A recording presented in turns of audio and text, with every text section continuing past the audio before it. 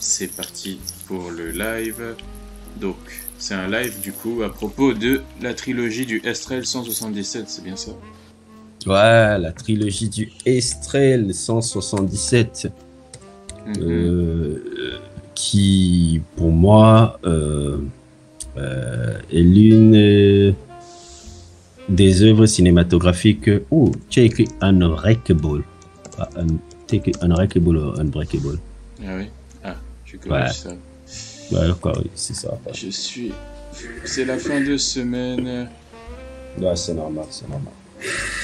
Non, il y a beaucoup de... Je sais pas comment expliquer ça, mais... C'est bon. Sur la chaîne, pour l'instant, on n'a parlé que des films de super-héros, non? La plupart. C'est ça qu'on a parlé le plus, non? Bon, on a parlé de plein de trucs, hein. Mais majoritairement super-héros, en fait, si je me trompe pas. Pas vraiment, hein. On a parlé de Demolition Man, Arcane, Atlanta, les remakes, Cobra Kai, Dexter, One Piece, Black Panther, Matrix, Mr. Robot. Ouais, c'est vrai, je vois. À quel moment on a parlé de One Piece? Vous n'étiez pas là. C'était la vraie raison pour laquelle les adaptations de manga ne marchent jamais au cinéma. Ah. Non, Estrel de M. Night Shyamalan, c'est une des trilogies les... Bon, est-ce qu'on va dire réussi? Parce que il y a un des trois films qui a fait un peu... Tu vois un peu. Le troisième? Oui, le troisième un peu qui zigzag. Mais en termes d'idées, en termes de...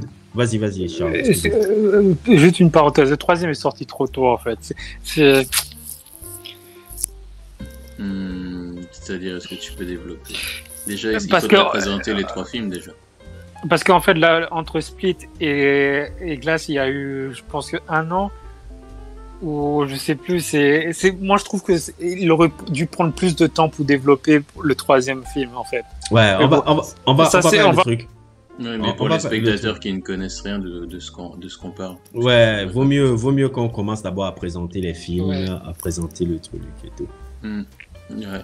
Vous voulez le faire Charles, tu peux Charles ou Maurice peut Non, le faire. Maurice, je laisse Maurice le faire. Allô, Maurice? Bon. Ok, bon, au pire, je vais le faire. Je vais réunir tout le chakra. Bref, alors, donc, Unbreakable, je vais utiliser les noms en anglais US parce qu'en français, bon. Voilà quoi. Donc, la trilogie du Estrel 77, c'est une trilogie donc bouclée par Night Shyamalan. M. Night Shyamalan. M. Night Shyamalan, dont je vais mettre la photo. Donc, un réalisateur surtout connu pour ses films Sixième Sens. Oui, il y a même non, parce que les gens vont dire souvent M. Night Shyamalan, son premier film c'est Sixième Sens, c'est pas le cas. Le premier film de M. Night Shyamalan. Les gens ne connaissent que pour ça en fait. Ouais, le premier film de M. Night Shyamalan c'était Pray with Anger. Pray with Anger, qui était un de ses films de fin d'études de cinéma, je pense, si c'était ça. C'est ça. C'était un des... Oui, et il avait réalisé ça en 91. C'est sorti en 91. Et c'était sur l'histoire déjà, si je me trompe pas, sur l'histoire d'un jeune Indien qui a grandi à Philadelphie, un peu presque autobiographique, et qui revient en Inde. Et qui a un peu du mal à s'intégrer un peu en Inde.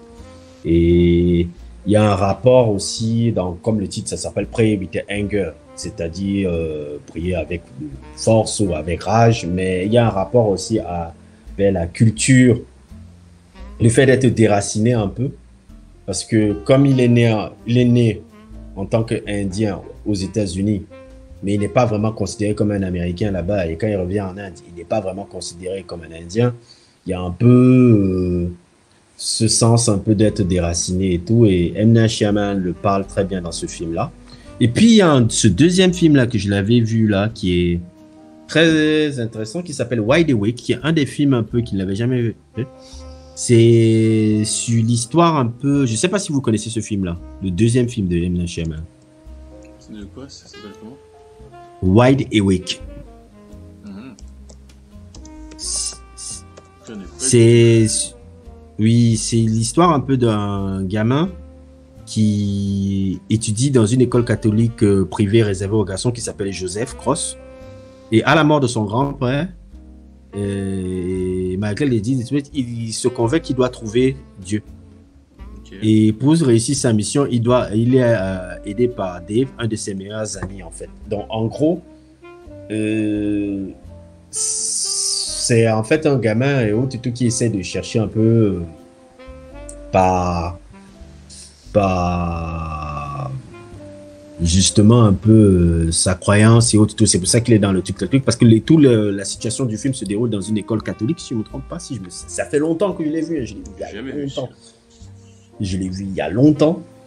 Et justement, ça parle de ça. Et puis, il y avait son troisième, celui que tout le monde le connaît, qui est Sixième Sens, qui est là. Il avait réalisé ça. Il avait déjà 28 ans déjà.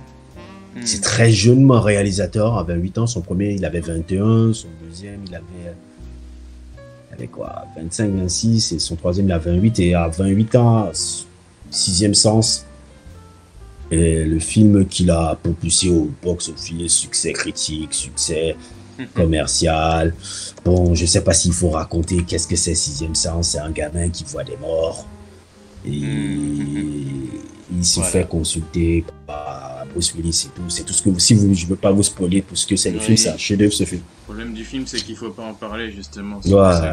Ça gâche tout. Si vous voulez le regarder, c'est un chef-d'œuvre. C'est vraiment ce film-là qui avait mis Shyamalan dans la catégorie de quelqu'un qu'on disait que c'était le nouveau Spielberg en fait. On le comparait à Spielberg à partir de ce film-là. Et puis c'est un peu ça qui s'est passé. Mais si des gens sont curieux de découvrir en profondeur vraiment la filmographie de Shyamalan, je les conseillerais de regarder une chaîne YouTube qui est très intéressante, qui est la chaîne d'un mec qui s'appelle Durandal. Et il a fait une émission. Il a une émission généralement qu'il essaie de faire un peu chaque an, qui s'appelle Pourquoi j'ai raison et vous avez tort. Il avait fait tout la filmographie de Shyamalan et elle est expliquée en profondeur là-bas. Donc si les gens sont curieux de découvrir un peu Shyamalan en profondeur et qui il est et tout, je le conseillerais de regarder cette chaîne-là. Elle est superbe et haute et tout. Et en gros, un peu, c'est tout ce qu'on peut, je pourrais dire un peu sur le début de carrière de ce mec-là.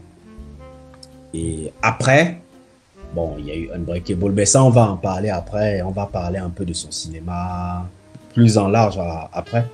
Mais j'ai préféré quand même qu'on explique un peu au début qui est son cinéma. Mais si vous voulez vraiment écouter en profondeur, allez regarder la chaîne du Randall. Il y a ce truc sur Shyamalan qu'il a vraiment poussé en profondeur, vraiment la compréhension de ce cinéma-là. Du cinéma de ce mec-là, qui est vraiment un gars qui est pour moi un des réalisateurs les plus... qu'on l'aime ou pas, les plus original et dont on va en parler pendant 30 ans, 40 ans, 50 ans. Pour moi. C'est ça. Donc c'est en gros un peu ce que j'ai envie de dire sur le gars. Ok. Et du coup, ouais, c'est vrai que... Bah ouais, pour découvrir toute sa filmographie, c'est vrai que Durandal synthétise assez bien. Mais il a mieux synthétisé, donc j'avais pas envie de citer tous les films qu'il a fait, donc ça sert à rien. On va en parler plus ou moins dans le truc, mais je vais vous dire qu'il y a un thème même dans ces films qui revient tout le temps. Tout le temps. Tu sais, comme j'ai dit, chaque réalisateur, comme je l'avais dit avec à l'époque de Black Panther, là, que chaque réalisateur a une thématique. Shyamalan a la même. Il y a aussi sa propre thématique qui est géniale aussi. Si. Sa thématique, c'est quoi du coup? Non, je vais en parler quand on sera au fond, pas maintenant. Ok. Donc du coup, la trilogie, comme on disait au début, du Estrel 177, ça se compose de Unbreakable, qui est sorti en quelle année, vous vous souvenez? C'est sorti je crois que c'est en novembre 2000 que c'est sorti. Oui, il me semble que c'était en l'an 2000. Oui, novembre 2000. Et donc, c'est un film dont le personnage principal est interprété par Bruce Willis. Et le personnage principal du coup s'appelle David Dunn et donc c'est l'histoire d'un gardien de sécurité qui c'est l'histoire de quelqu'un qui est victime d'un accident de train et il est le dernier survivant, enfin le seul survivant. Voilà, l'accident déraille, le train déraille, il y a un accident, tout le monde meurt dans le train. Il est le seul à avoir survécu sans aucune égratignure, sans aucune blessure. À l'hôpital, personne n'est capable d'expliquer pourquoi il a survécu. Du coup, il cherche à trouver des réponses un peu dans la religion, il cherche à trouver des réponses un peu partout, mais il n'arrive pas à savoir pourquoi. Et un jour, il reçoit un message, genre une lettre que quelqu'un a laissée sur sa voiture qui lui propose de trouver les réponses à ses questions. En fait, c'est un peu ça. En fait, la lettre, dessus la lettre qu'il avait posée, il lui pose la question de savoir est-ce qu'il a déjà été malade. Et dans cette question-là, il pose à tout son entourage s'il avait déjà été malade et tout. On se rend compte qu'il ne l'a jamais été. Et il part voir l'adresse de ce monsieur qui lui a posé justement cette lettre-là. Et dans cette lettre-là, l'adresse du monsieur, c'est un certain Elijah Price, joué par Samuel L. Jackson. Elijah Price, qui est un collectionneur de comics depuis l'enfance. Et qui propose une théorie à David Dunn que s'il n'a jamais été malade, il n'a jamais été truc, est-ce qu'il ne serait pas vraiment un super-héros? Parce que lui, il a la théorie que lui, il est un homme qui se brise facilement, qui a des os très faibles, dont il est faible physiquement et autres. Est-ce que quelqu'un ne serait pas l'inverse de lui? Ouais, il a le stage 4 d'une maladie génétique extrêmement rare qui fait que ses os se brisent comme de la craie. Et en général, les gens atteints de cette maladie ne vivent pas longtemps. Et donc il se dit que si quelqu'un comme lui, un individu comme lui existe à un bout du spectre, alors un autre individu doit exister à l'autre bout extrême de ce même spectre. Et qui, sans le pouvoir, il a des capacités surnaturelles qui peuvent le faire rendre comme un personnage de super-héros, de comics.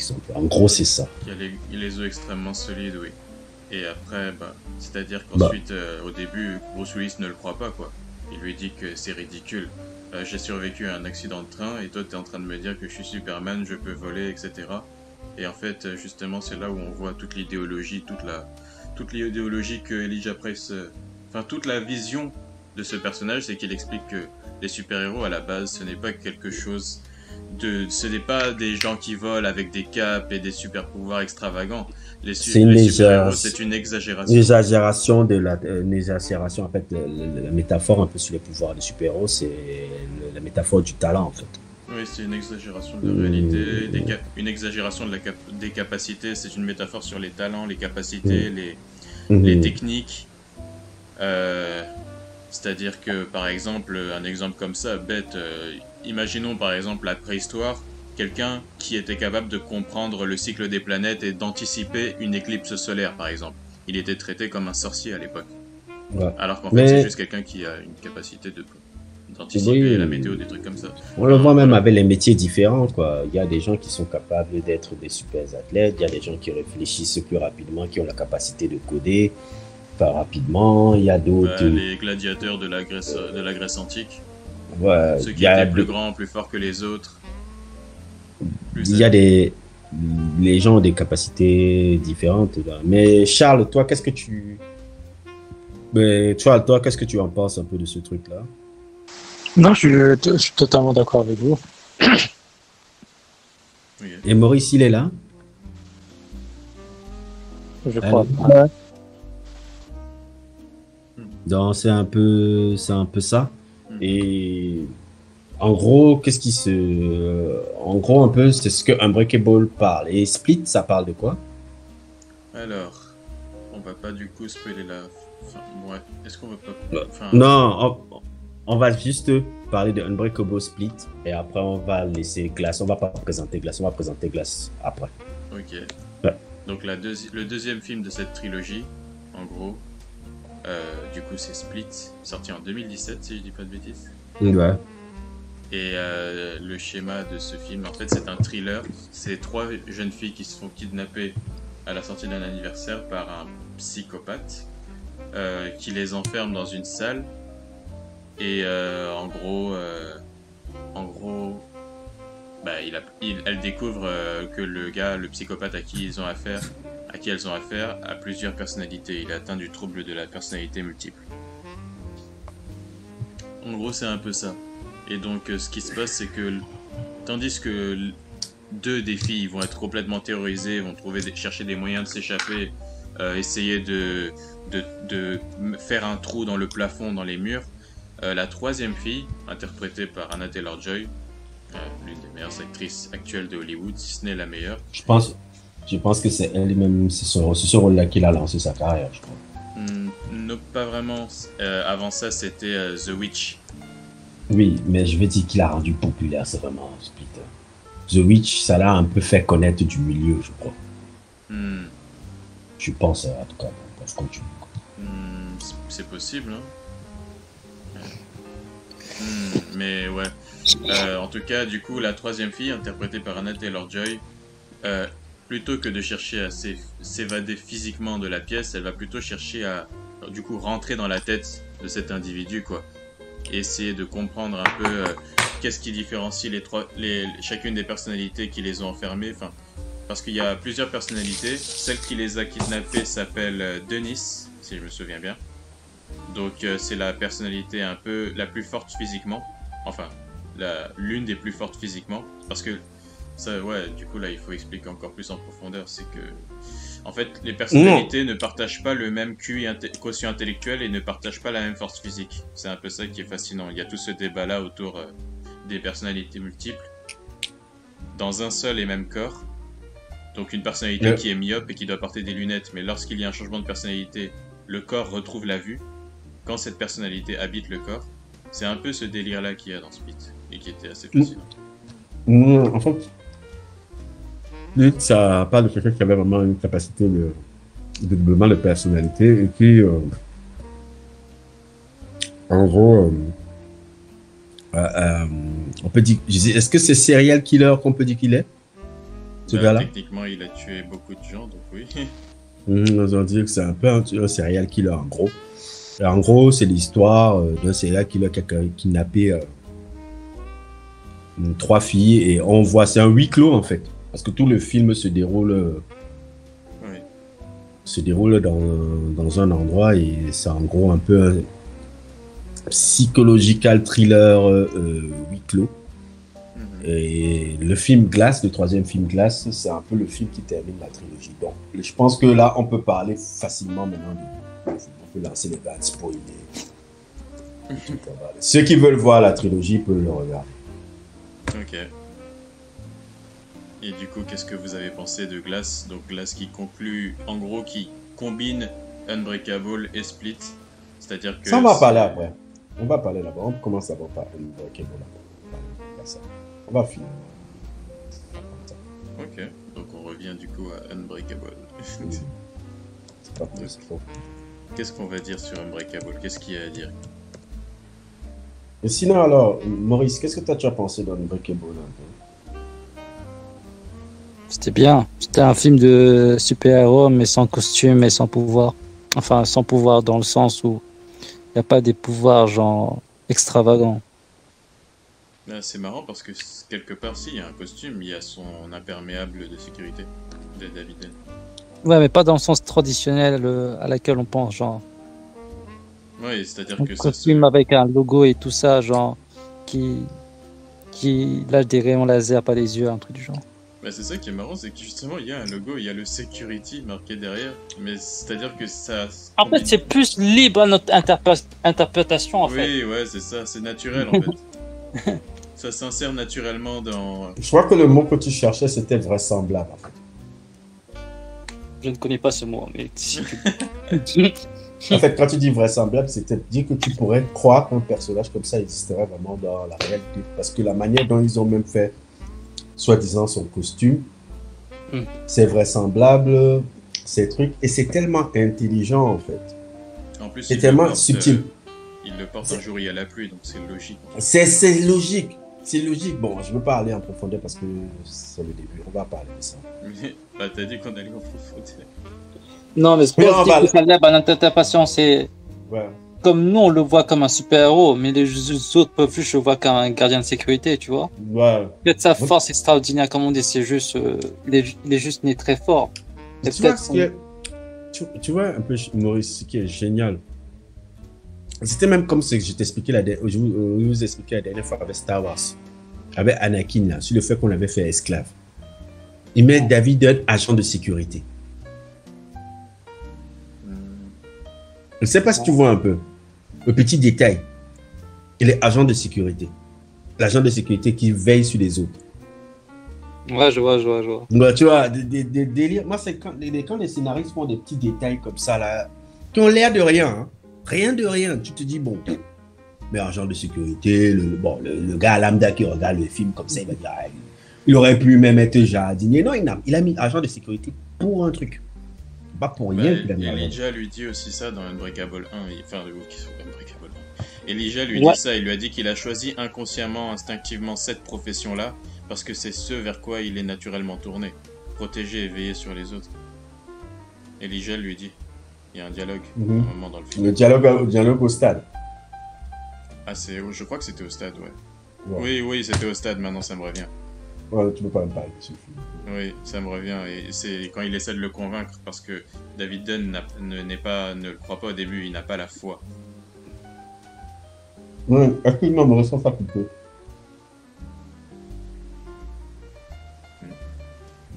Allô? Allô?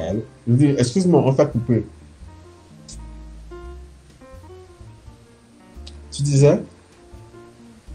En fait, Non, c'est bon. En fait, avec le cinéma de Night and Shyamalan, de toute façon, rien n'est laissé au hasard, tu vois. Que ce soit les lumières, le couleur, le costume et tout ça. C'est ça. Et toi, Charles? Bah, j'allais confirmer ce que vous venez de dire parce que David Dunn, il est toujours dans la protection depuis sa tendre enfance. Quand il y a eu l'accident, c'était pour protéger sa copine. Il est toujours dans la protection en fait, et c'est pour ça que justement, comme déjà le dit, c'est le boulot qui le va vers avec la sécurité. Donc du coup, le fait qu'il ait un costume avec security, c'est comme son emblème avec par exemple, si je prends Spider-Man, tu vois l'araignée sur l'emblème de l'araignée dans le costume de Spider-Man, c'est à peu près la même chose. Oui, parce que du coup, l'accident, en gros, ce qui s'est passé, c'est que il a eu un accident quand il était jeune, David Dunn, et il était avec sa petite amie dans une voiture. C'était un footballeur américain très prometteur. Ouais, c'était un footballeur américain qui avait une carrière toute tracée devant lui. Et en fait, en étant dans la voiture avec sa petite amie, bon, il y a eu un accident de voiture. La voiture s'est retournée. Lui, il n'avait aucune égratignure. Et du coup, il a sorti sa petite amie du crash de voiture. Et le fait qu'elle ait été blessée, ça l'a fait culpabiliser. Il est resté à son chevet d'hôpital. Et bon, de péripétie en péripétie, en gros, il a renoncé à sa carrière de footballeur pour épouser du coup sa copine qui est devenue sa femme actuelle. Et sa femme, en fait, le problème avec sa femme, c'est que sa femme n'aime pas la violence. Ah oui. C'est ce que le fait là. Il a sacrifié son talent pour faire plaisir à sa femme. C'est ça. Quel con. L'erreur que font. L'erreur que font n'écoutez beaucoup pas. d'hommes, mais bon. Quel con. Quel connard. Et c'est du coup c'est un peu ça parce que justement quand le film commence, son mariage avec sa femme bat de l'aile en fait. Parce qu'il se passe la chose qui se passe toujours dans ce genre de cas, c'est que inconsciemment. Et qu'est-ce qui se passe, Aïna? Bah tout simplement, il y a du ressentiment qui se crée. Il y a du ressentiment du côté de l'homme qui, sans le vouloir, en veut à sa femme de l'avoir laissé le détourner de son rêve. Et il y a le ressentiment de sa femme qu'il se soit laissé convaincre qu'en gros, genre, je sais pas, c'est le mariage. C'est Moi, c'est le classique, ouais, j'ai renoncé à mes rêves pour toi. c'est ça qui est génial. Mais moi, ce que je veux dire dans Unbreakable, bon, vous le savez tous, c'est pas du tout pour ça. Il restera toujours mon film préféré de tous les temps. De tout ce que j'ai vu, de tout ce que j'ai vu, on a vu un paquet de films. Unbreakable est le film émotionnellement le plus important pour moi. Ça, ce film-là est arrivé à un moment de ma vie où je n'étais pas vraiment bien et ça m'a beaucoup, je ne vais pas dire sauver la vie, mais beaucoup impacté. Beaucoup impacté. Comme un peu le Rocky l'a été aussi à une certaine époque. Mais Unbreakable aussi, ça c'est un film, mais ça c'est tellement influent jusqu'à maintenant. Il a tellement impacté, alors que paradoxalement, il n'a pas eu le succès quand il est sorti. Ni succès critique, ni succès commercial. Aucun, rien, nada. Que des insultes. Que des insultes. Shyamalan, qu'est-ce qu'il n'a pas pris quand il a fait ce truc-là? Mais qu'est-ce qu'il a pris? Qu'est-ce qu'on lui a dit? Bon, on ne savait pas parce qu'il faut comprendre que c'est 1 an et demi après la sortie de Sixième Sens. Et après la publicité, la manière dont le film avait été vendu. Le film avait été vendu comme un truc surnaturel en fait.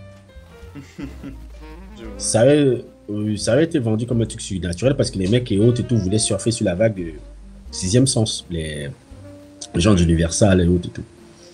Donc quand c'est sorti et autres et tout, les gens n'ont pas trop bien compris c'est quoi. On regarde.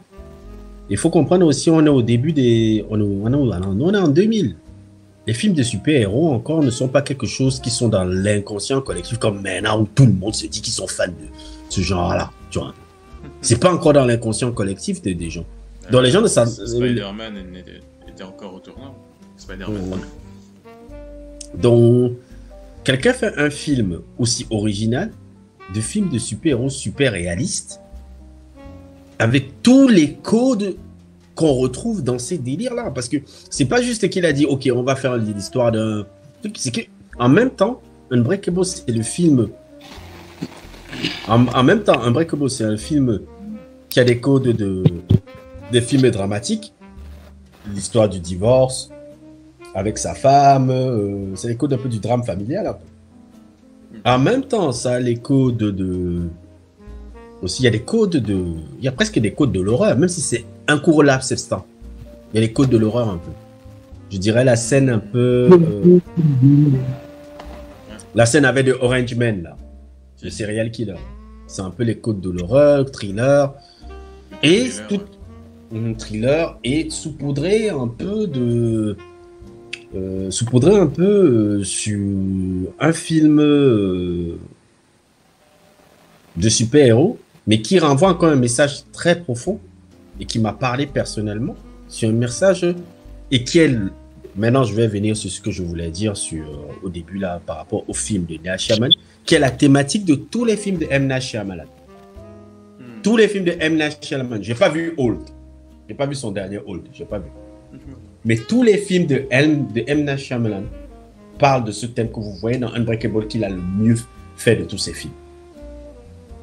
C'est qui est la quête de soi. Avec en même temps une certaine avoir une foi. Avoir la foi. Ouais, regardez. Oui, la foi. Avec la foi. Tous les personnages sont toujours dans une certaine... Soit une croyance pour une idée, soit une croyance pour soi, soit une croyance de tout. Quand je vous ai parlé l'autre jour je vous ai parlé de Wide Awake. Wide Awake, là. Le mec, il est en train de chercher... son père est mort. Son grand-père est mort. Il est en train de se convaincre qu'il doit trouver Dieu, en fait. Je parle encore... Quel autre film de Signe, là? Signe, avec Mel Gibson, là. Ouais, Signe. De M. Night Shyamalan. C'est l'histoire d'un pasteur qui a perdu la foi. Ouais. Ça a perdu la foi depuis la mort de sa femme. Et tout le délire, en fait, c'est qu'il doit le retrouver, en fait. Ouais. Comment ça s'appelle encore un peu Sixième Sens. Sixième Sens. Ouais. Sixième sens, je dis la foi de l'enfant. C'est pas peut-être. Et parce que l'enfant est très important. Ça aussi, c'est quelque chose, c'est que les enfants sont très importants dans les films de Shonen. Il a foi en ses pouvoirs à la fin. Il ne les voit plus comme une malédiction. Ouais, voilà. Il a foi en lui.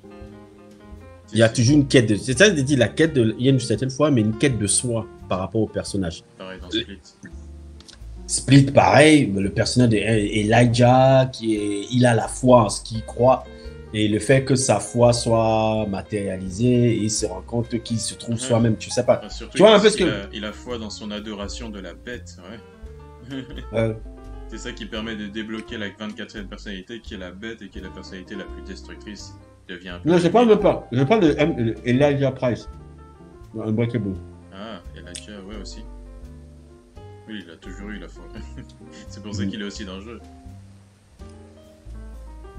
Parce que, oui, au niveau fanatique, justement. Oui. Elijah et Kevin Wendell Crumb sont tous les deux des fanatiques. C'est même bien montré dans Glass après. Ouais, mais c'est pas de la même manière parce que Kevin il est fanatique par rapport à lui, alors que Elijah il est fanatique par rapport au culte du super-héros. À l'univers. Oui, voilà. Tu sais. Donc c'est ça que je trouve génial avec Unbreakable, tout en parlant de ce thème-là. Et tout le film, la musique est géniale.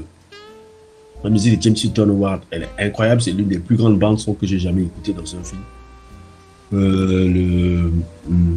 Qu'est-ce qu'il y a encore de génial dans le film encore les petits détails. Le fait que le personnage de David Dunn s'appelle David Dunn en fait, qui a doubles initiales. Le truc qu'on retrouve généralement dans les personnages de super-héros, le truc des doubles initiales. Ouais.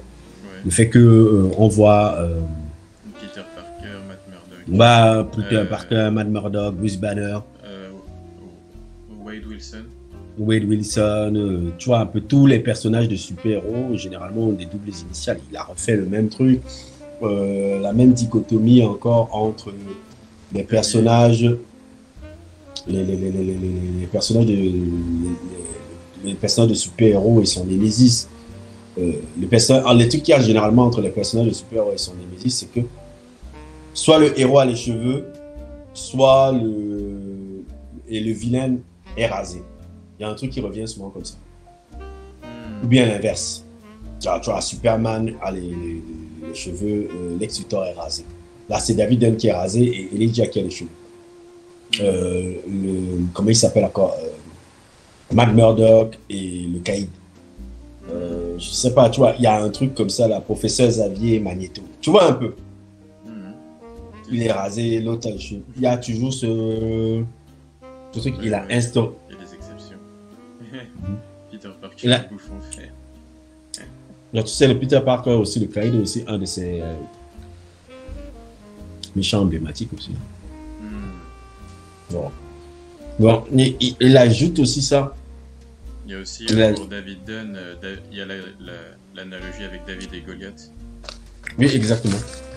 Et le nom de famille Dunn vient en fait d'une vraie rescapée. C'est un vrai fait divers. Il y a une vraie femme qui a été rescapée d'un accident de train et qui était la seule. Et son nom de famille était Dunn.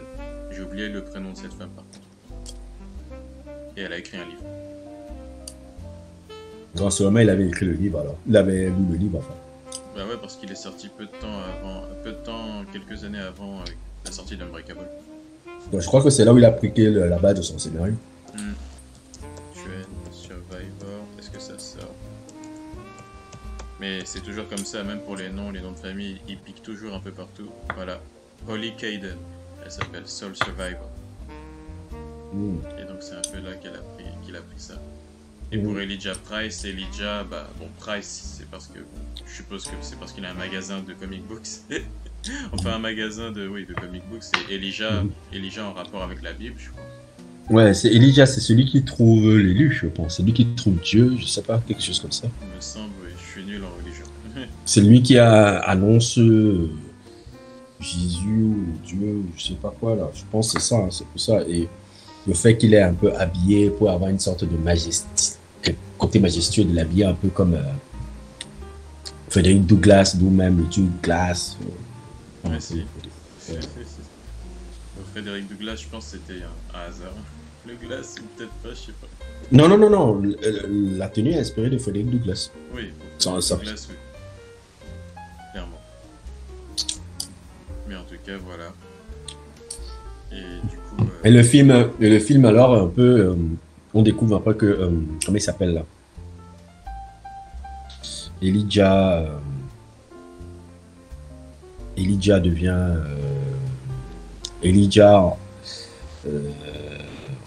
Au fur et à mesure que David Dunn prend conscience qu'il a vraiment des capacités extraordinaires, on se rend compte alors que Elijah est celui qui a mis en place toutes les actions terroristes, notamment même le premier truc du train. Oui. Que c'est un terroriste et que c'est un peu le twist du film. Oui. On se rend compte qu'en fait c'est le méchant dans le film depuis le début en fait. Tu sais, la première fois que j'ai vu ça m'a traumatisé. J'ai pas dormi pendant 5 jours. Parce que tu vois un gars, tu es convaincu que ouais, le gars là il est malade, les trucs, et en plus il s'accroche à cette vision là et autres et tout. Après tu te rends compte que c'est le méchant. Et parlons même un peu des plans même. Les plans sont fabuleux. Le truc, moi je ne pourrais jamais oublier l'idée géniale que M. Night Shyamalan, quand David Dunn commence à avoir ces visions-là, tu vois un peu quand il a les visions et autres, je me t'ai demandé pendant de nombreuses années pourquoi la caméra est en haut quand il a les visions. Si. Alors, c'est-à-dire Non. parce que, pour expliquer un peu, quand David Dunn touche quelqu'un, il est capable de voir toutes les mauvaises actions. Que Ah ben tu peux mettre même ça, hein. Tu peux me mettre ça, hein. Tu peux mettre ça même un peu. De quoi? Genre, pour que ça soit un peu, comment on appelle ça, on matérialise un peu ce qu'on est en train de dire là. Genre même une vidéo, quoi. La vidéo, je sais pas. Ouais, parce que ça sort pas vraiment en image la vidéo. C'est parce que vous pourrez pas voir. Ah d'accord, c'est pas grave. Laisse-nous-le. Mais en gros, quand il a des visions, on voyait toujours la caméra. En fait, comment on dit des visions? C'est-à-dire qu'il avait la capacité de toucher quelqu'un et savoir quel méfait il a fait. Oui. Et quand il méfait, il avait une vision qu'on voyait, que nous, les spectateurs, on voit. Et la vision, on voyait toujours le plan de caméra en haut. Oui.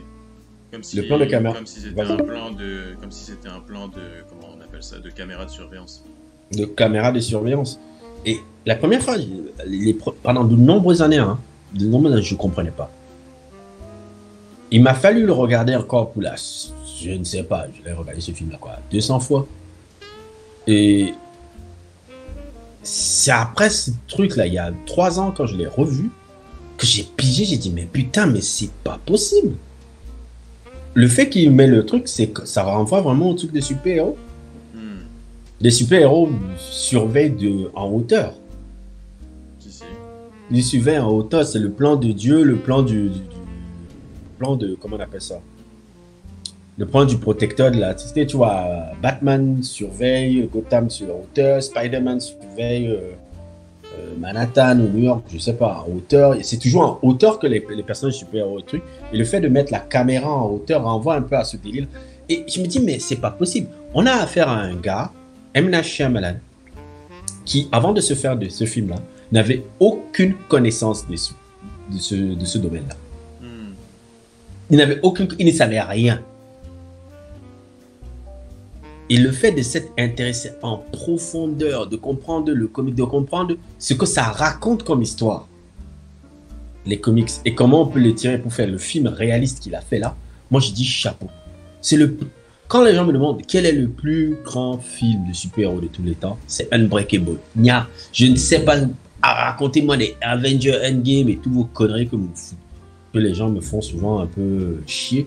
C'est le plus grand. C'est même pas le plus grand film de super-héros, c'est l'un des plus grands films du 21e siècle, ce truc-là. Et jusqu'à aujourd'hui, tu peux voir les influences de Dark Knight, l'approche de la trilogie de Batman, de Christopher Nolan. C'est inspiré de l'idée de M. Night Shyamalan. de Man of Steel, la photographie, le Superman qui doute et tout, c'est M. Night Shyamalan avec Unbreakable. Logan, M. Night Shyamalan. Comment il s'appelle encore le truc là? Ça, c'est ce film-là, il est super génial. Là. Le film là, il est super génial. Comment je dis? Jig Robot. Je sais pas si vous connaissez ça. Charles, tu connais ça, non? Oui, je connais le film espagnol là. Oui, italien, c'est italien en fait. Ah, c'est italien. Oui, c'est complètement Unbreakable. Et même le dernier film de Stallone là, Samaritan là, qui est complètement décevant. Il y a 3 jours là. Oh, il est très décevant. Ça a tapé complètement à côté de la plaque. Ça a coûté totalement coûté. Je crois que le Covid a tué ce film. Ah bon? Parce que quand il y a le Covid, il y a une coupure du tournage du film. Et je pense qu'il y a un vrai problème dans le rythme, dans le script. Il y a beaucoup de problèmes parce que le film... en gros, Samaritain m'a fait le même effet que Glass. Mais qu'est-ce qui ne marche pas? Genre, tu vois sur le papier, tu te dis que ouais, il y a tout. Tu peux faire... Parce que c'est un Unbreakable-like, hein. C'est presque le même délire. Ouais, bah oui, ça se voit. Okay. Mais ça va taper à côté. Ça va taper complètement à côté. Pourquoi? C'est quoi dans le script? Qu'est-ce qui se passe à la fin? On ne sait pas si tu regardes une comédie. En fait, je ne sais pas si le réalisateur savait ce qu'il voulait faire comme genre. Okay. Est-ce qu'il voulait faire une comédie? Est-ce qu'il voulait faire un buddy movie? Le personnage principal, c'est pas Stallone, hein. C'est l'enfant. Okay. C'est parce que toute l'histoire, c'est autour de l'enfant. C'est l'enfant même qui est développé. Okay. C'est l'œil de l'enfant devant son héros. C'est en gros ce qu'il voulait faire. Okay. C'est en gros ce qu'il voulait faire, mais l'exécution est... Ouais, je pense que le méchant aussi manque de quelque chose de forcément emblématique. Le méchant du film, de Samaritain, manque quelque chose d'emblématique. Je pense aussi qu'il y a un problème de rythme. On ne sait pas quel rythme, est-ce qu'il veut un rythme où il veut construire les caractères au fur et à mesure, où il veut le vivre. Il y a quelque chose qui ne marche pas. Il y a quelque chose qui ne marche pas. Il y a beaucoup. Je l'ai regardé, j'ai mis les mains sur la tête, j'ai dit, oh, en fait, si tu me donnes une note, c'est 4 sur 10 en fait. Okay. Ça marche pas. Stallone est plus comique qu'émotionnel dans le film. La relation avec le gamin, c'est une relation un peu enfant. C'est très comique ce que je vois. C'est pas comme... je m'attendais à quelque chose qui devait être très violent. Je m'attendais à quelque chose qui devait être très émotionnel. Je m'attendais à quelque chose qui devait être... pour moi, je m'attendais à Rambo 1. Je dis bien Rambo 1. Hein. Rambo 1, mais avec les films de super-héros, quoi. Si, je vois. Par contre, désolé, il va juste avoir une interruption. Là, Google Meet me dit que l'appel prendra fin dans 5 minutes, parce que maintenant, si on veut faire des appels longs, il faut payer. Donc, à partir de maintenant, on va les envoyer se faire foutre et on va passer sur Zoom. Je vous ai envoyé le lien sur Facebook.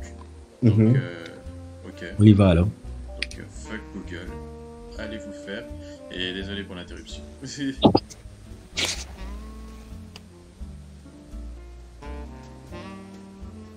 Alors, tac.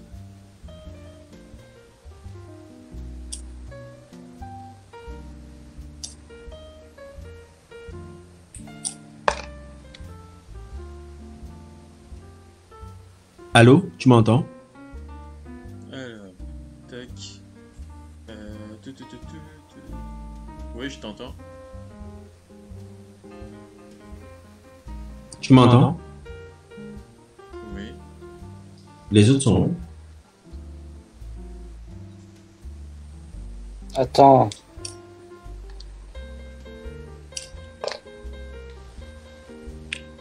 Tac.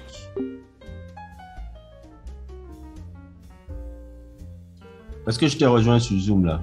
Ouais, là tu m'entends? Ouais, je t'entends. Ok, cool. Ouais, on est là. Yes. On est deux. Eh, mais Charles, on vous entend pas, quoi. Ah, ils sont pas encore. Mais moi, je vais insulter les gens, putain. Je dis, je vais insulter les gens. Bizarre, pourquoi ça apparaît pas là? That's weird.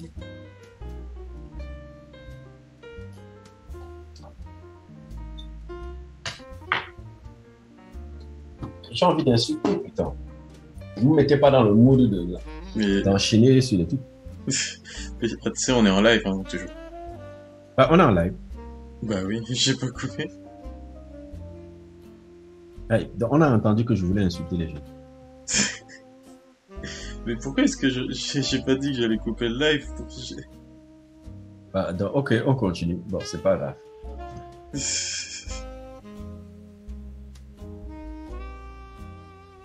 Non, le live continue. Ouais. Bah en tout cas j'aurais mis le lien, mais j'arrive pas à faire apparaître la fenêtre. Aïe, aïe, aïe, aïe. Donc, là, on peut pas faire la... Il n'y a pas de fenêtre, là. En fait ça apparaît pas sur l'image, mais bon. Tac.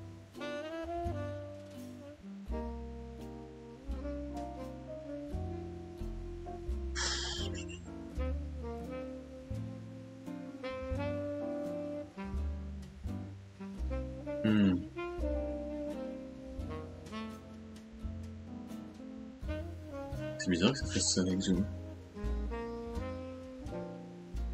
Bon.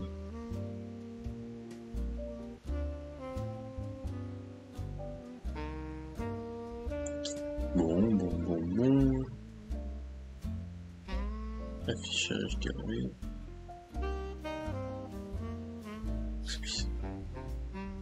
Blaming on call.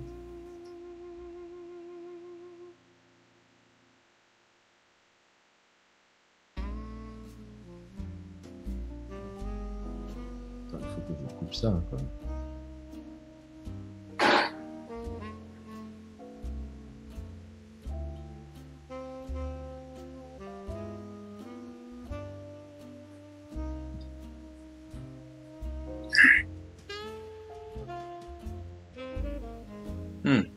Ok.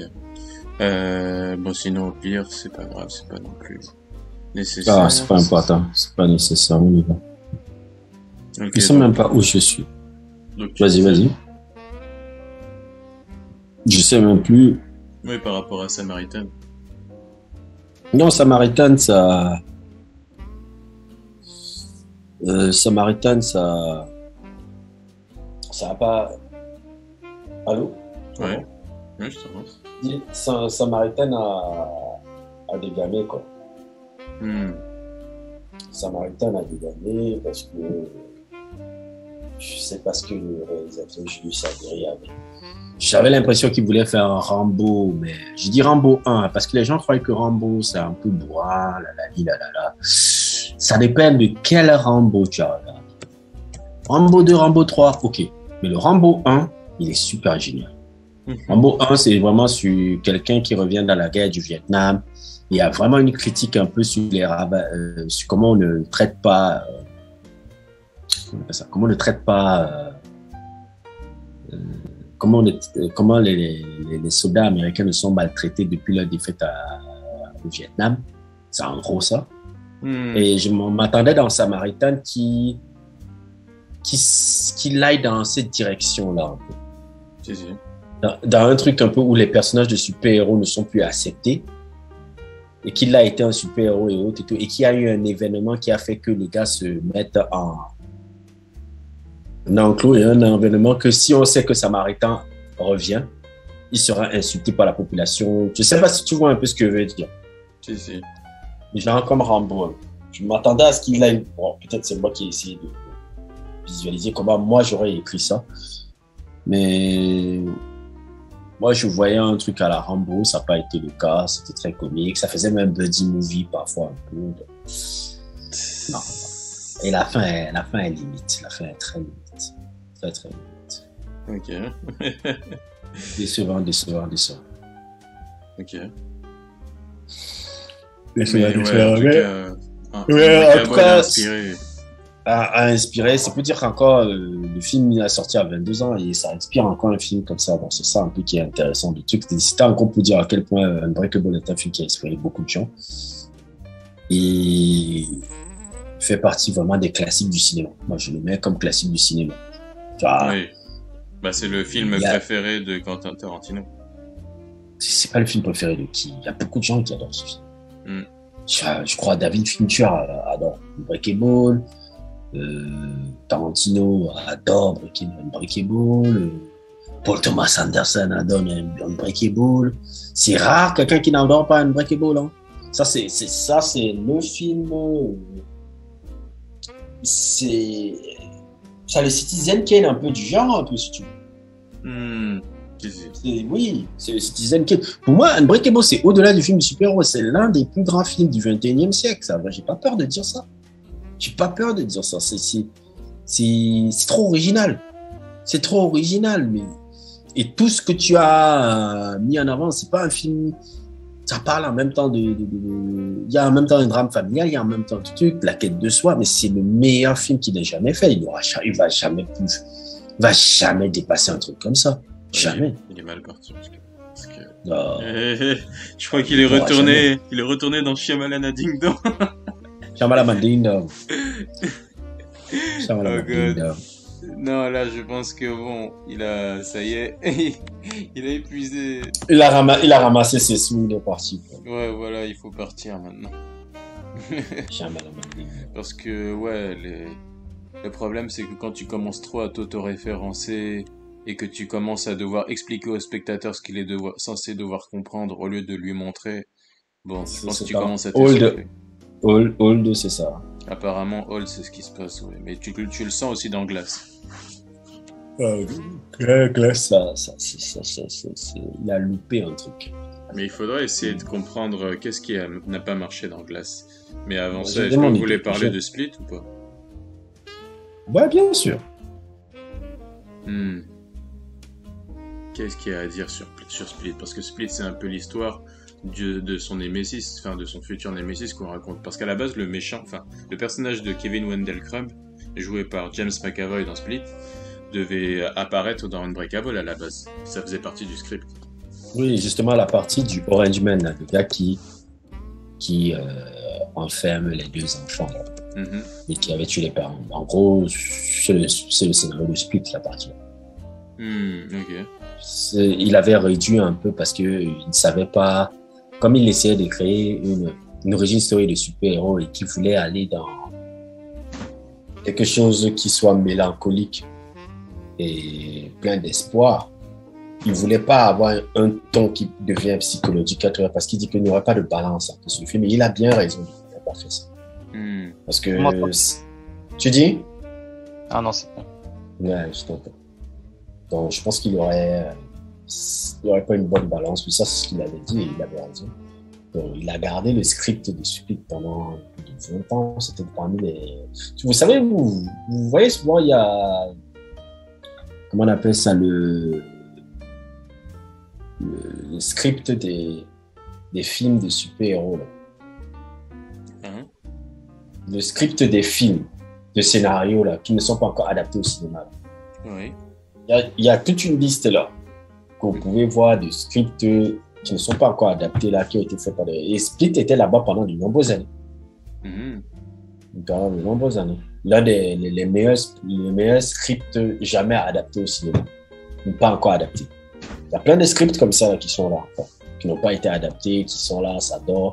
Il y a un réalisateur peut-être qui va venir dire bon, moi je veux me faire ce truc là. C'est un peu comme ça. Si, ouais. Il a gardé ça. Après le succès de son film The Visit, je pense qu'à la base, il voulait que Joaquin Phoenix joue la bête. Oui, à la base, c'était Joaquin Phoenix. Qui jouait la bête. Et ça aurait été pareil, ça aurait été génial aussi. Ouais. Je pense. Oui. que tu mets Joaquin Phoenix ou comment il s'appelle, James McAvoy, bon, c'est blanc, bonnet, blanc. Oui, bah Joaquin oui. Phoenix. Oui, Joaquin Phoenix t'aurait fait le boulot aussi. Ouais, je pense que personne n'a de doute là-dessus. Ouais, il t'aurait fait le boulot aussi. Donc. Ouais. Ça. Et donc, justement, ce psychological thriller-là, de Split, ça parle de trucs. Qu'est-ce que toi, tu en as pensé, Maurice, Charles? Qu'est-ce que vous en avez pensé? Deux. Split.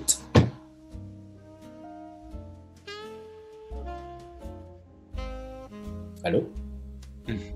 Ouais, c'est un film d'horreur qui joue très bien avec la tension et tout ça.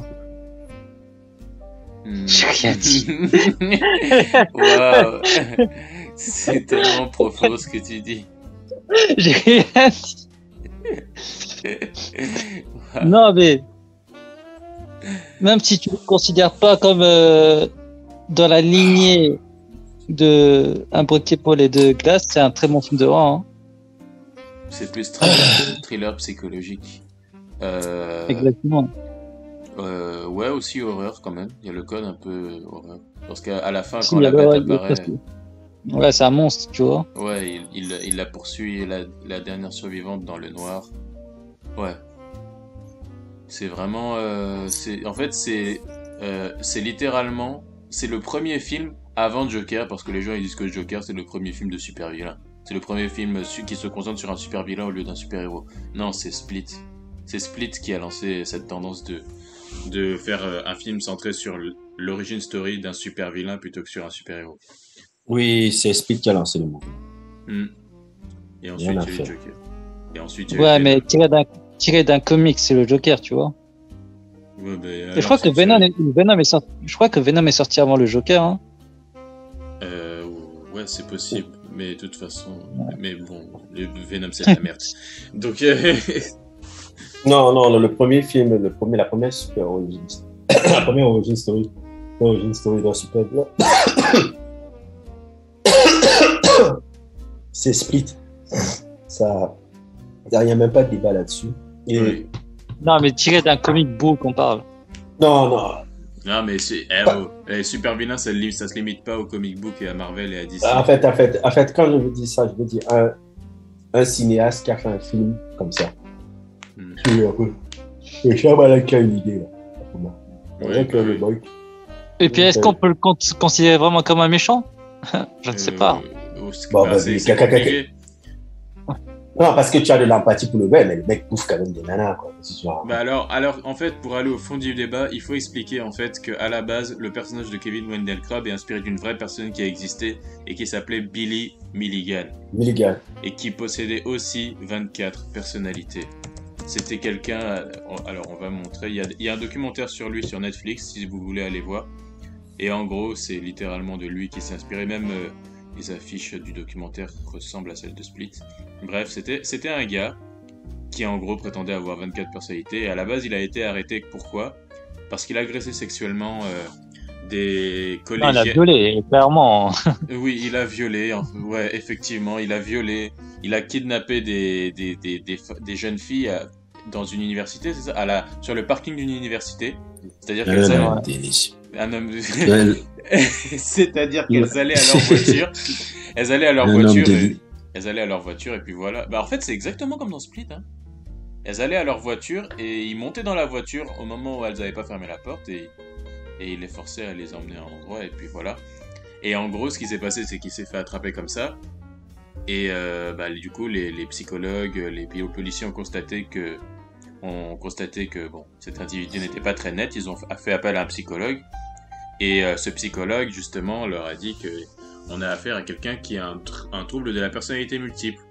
Et c'est comme ça qu'ils ont commencé à étudier ce gars-là pendant des années et des années. Il a eu procès après procès, il a été transféré de prison en prison parce qu'en fait, il a lancé tout un débat autour de est-ce que le trouble de la personnalité multiple est réel ou pas. Et ce débat existe encore aujourd'hui parce que c'est un débat qui existe. Et justement, ce qui est intéressant avec le documentaire Netflix consacré à ce Billy Milligan, moi personnellement, après avoir regardé le documentaire, j'ai commencé à y réfléchir et je me demande si c'est vraiment réel ce truc, effectivement. Et pourquoi est-ce que j'ai un doute sur est-ce que c'est pas juste un excellent jeu d'acteur ou pas? Est-ce que c'est pas juste est-ce que c'est pas juste du foutage de gueule tout simplement? C'est parce que Billy Milligan a expliqué quand on lui a demandé, oui, pourquoi vous avez violé les jeunes filles, il a expliqué que c'est pas lui qui l'a fait, c'est sa personnalité qui s'appelle, en gros, c'est l'équivalent de Patricia dans Split. Il a une personnalité qui est une femme, mais qui est lesbienne, et qui est une lesbienne en mal d'amour. Et c'est cette femme lesbienne qui allait violer les jeunes filles. Je me demande même pas, je me demande pas aussi si le personnage d'Edward Norton à Primal Fear n'est pas inspiré du boy là. Qui ça? Je me pose la question aussi, parce que c'est trop... Ça ressemble beaucoup au personnage de... Vous connaissez pas Primal Fear? Avec... Primal avec... Ah, classique ça. C'est le film qui a révélé Edward Norton. Ça, c'est un chier de ce truc-là. Et Edward Norton joue... stupid bitch! Mais il joue un gars qui a soi-disant plusieurs personnalités, non, je pense. Est-ce qu'il a une ou plusieurs? Il en a deux. Il a deux personnalités, c'est Aaron et Roy. Oui, Aaron et Roy. Bon, je ne veux pas spoiler. Allez regarder, je ne veux pas spoiler.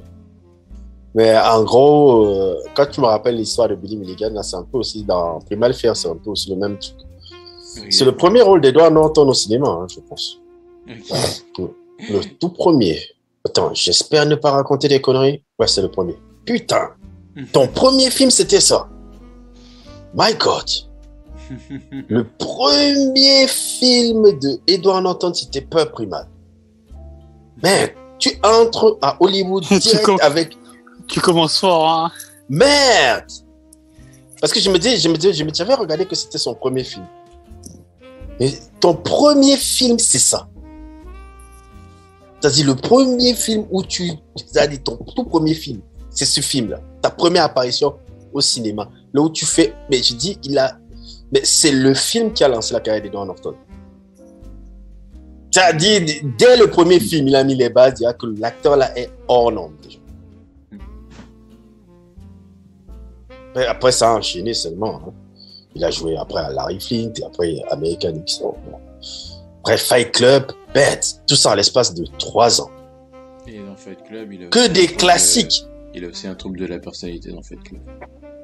Et que des classiques. Mais tu te rends... Non, c'est une aparté, mais tu te rends compte, Edward Norton, à l'espace de 3 ans, il a fait 3 films qui vont entrer dans l'histoire du cinéma, en fait. Je ne sais pas si tu te rends compte, 3 films ou 3 des performances qu'il a eues dans ces films-là sont incroyables et c'est des films qui sont entrés dans l'histoire du cinéma. Merde, je n'étais pas vu depuis Marlon Brando. Il n'y a que Marlon Brando qui avait eu un truc comme ça. Il n'y a que Marlon Brando. Je ne comprends pas pourquoi on le comparait à Brando, en fait, parce que c'est ce que Brando a eu dans sa carrière. Mais il y a même eu un podcast avec Joe Rogan là où il parlait de Marlon Brando. Là, mais c'est son gars. Mais c'est son gars. J'ai même pas besoin de voir. C'est Marlon Brando, l'idole de Edward Norton. Ça se voit dans la façon de jouer. D'abord, de toute façon, même 80% des acteurs hollywoodiens que tu vois, c'est Brando. Tous là, Al Pacino, Robert Duvall, De Niro, tout ça, c'est Marlon Brando. Marlon Brando, c'est la base de l'acteur américain. C'est-à-dire que ce gars-là, vraiment, c'est une aparté, après je vais arrêter là-dessus. Ce gars-là a littéralement changé ce que c'était un acteur, en fait, aux États-Unis. Avant ce mec-là, tu avais les gars comme Gary Cooper, Clark Gable, Humphrey Bogart, ou acteur, ou Robert Mitchum, si tu veux, où acteur, c'était seulement une gueule. T'as une gueule, t'apparais, t'as une certaine sorte de présence, c'est bon. Marlon Brando vient ça et commence à casser ce délire-là. À casser ce délire en ayant vraiment apporté ce qu'on appelle la méthode de... Comment on appelle ça de... Comment elle s'appelait encore sa femme? Stella Adler. Méthode acting, qui était fait par justement celle qui l'a formée vraiment dans le acteur là, qui était là, Stella Adler. Stella Adler qui a vraiment apporté ce truc qu'on appelle la méthode acting. Pour les gens qui voudraient savoir c'est quoi la méthode acting, c'est en fait c'est quand tu te prépares pour un rôle par exemple, tu essaies de te mettre dans les conditions du rôle, peut-être 6 mois ou 7 mois avant que tu commences le tournage. Je prends un exemple. Par exemple, si tu veux jouer quelqu'un qui vit dans un hôpital psychiatrique, un fouki, un hôpital psychiatrique, tu pars vivre avec justement dans une asile de fous psychiatrique pendant 4 mois, 5 mois, que quand tu reviens jouer ton rôle, tu as déjà assez de réflexes et autres pour que ce soit vraisemblable. C'est Marlon Brando qui a apporté ça au cinéma américain. Et c'est une technique qui est à la base une technique qui vient de Russie. C'est les acteurs russes qui étaient comme ça. Et c'est ça qui est génial, vraiment, un truc. Et Edward Norton, bref, c'est le truc là. Bon, c'était mon parenthèse sur le boy là. Oui, Split. Allô? Ouais. Oui. Donc. Billy Milligan. Oui, donc Billy Milligan a inspiré Kevin Wendell Crumb. Ouais, c'était un homme délicieux comme d'habitude. Donc, on se rend compte que Split, alors, bon, on va un peu résumer. En gros, la fille qui s'appelle Casey Cook. La fille qui s'appelle Casey Cook ressort vivante. Les deux autres ont été bouffés comme des viandes crues, là. Ouais, c'est ça, à la fin, ouais. Et on se rend compte qu'en fait, que le film de Split est dans l'univers d'Unbreakable. Et que c'est dans l'univers d'Unbreakable que c'est un film de super-héros, puisqu'on voit l'apparition du personnage de David Dunn à la fin du film. Et David Dunn qui est le héros de Unbreakable. Donc, à partir de là, c'est ça qui a fait la hype sur le film Glass, le 3e film de la saga qui va se détourner, qui va se trouver où là? Quoi? Ouais, qui va se dérouler dans un asile psychiatrique, du coup. Et en fait, oui, en fait, pendant David Dunn, ce qui se passe au début du film, c'est que David Dunn traque Kevin. Pendant que Kevin prépare son prochain crime, il a kidnappé un bus scolaire de Pom-Pom Girl ou je sais pas quoi. Et en gros, David Dunn réussit à secourir les Pom-Pom Girl avant que Kevin, sous la forme de la bête, revienne pour les manger. Et pendant leur affrontement, ils se font capturer par une équipe d'intervention dirigée par une femme qui est la... J'ai oublié son nom, c'est Dr. Staples. Et elle est qui est interprétée par Anna Paulson. C'est ça.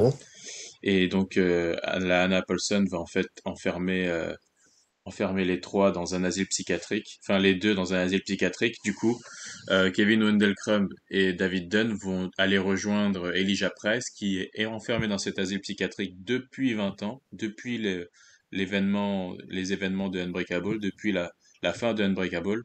Parce qu'à la fin de Unbreakable, où Elijah Price révèle ses crimes à David Dunn pour lui expliquer leur destin commun, David Dunn dénonce Elijah Price à la police. Et du coup, Elijah Price était enfermé dans cet asile depuis tout ce temps.